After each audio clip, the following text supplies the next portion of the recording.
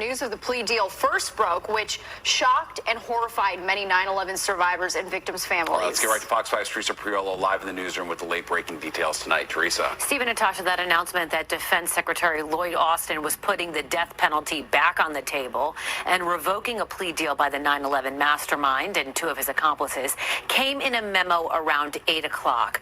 That memo, which you can see here, is brief. He says, in light of the significance of the decision to enter into pretrial agreements with the accused, the responsibility for such a decision should rest with me. It goes on to say that he withdraws or cancels the plea deal that was signed just this past Wednesday. He also dismissed the prosecutor, a retired brigadier general overseeing the case. It's now understood that Secretary Austin will be the one calling the shots. Wednesday's announcement was that a deal had been reached, especially with Khalid Sheikh Mohammed, sent shockwaves through the 9/11 families and survivors community. They were angered by the move. Take a listen. Now, us families anyway, and hopefully survivors and other groups, I know the FDNY union was big on it,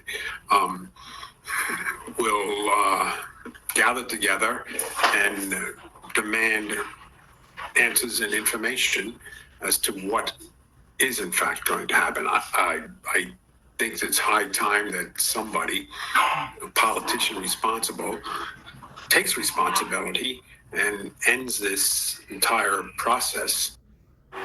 And by entire process, here's what we're talking about. Securing a conviction on 9/11-related crimes might seem like a relatively straightforward process, but it's not. Khalid Sheikh Mohammed has been at Guantanamo Bay in Cuba since 2003. The three terrorists have been charged twice. Their cases have never gone to trial. Now, in the initial deal, had all three men pleading guilty to the deaths of 2,977 people in exchange for life behind bars. Republicans initially said of the plea deal that it signals a willingness to negotiate with terrorists who deliberately harm Americans. Natasha, Steve. Yeah, we saw how upset local survivors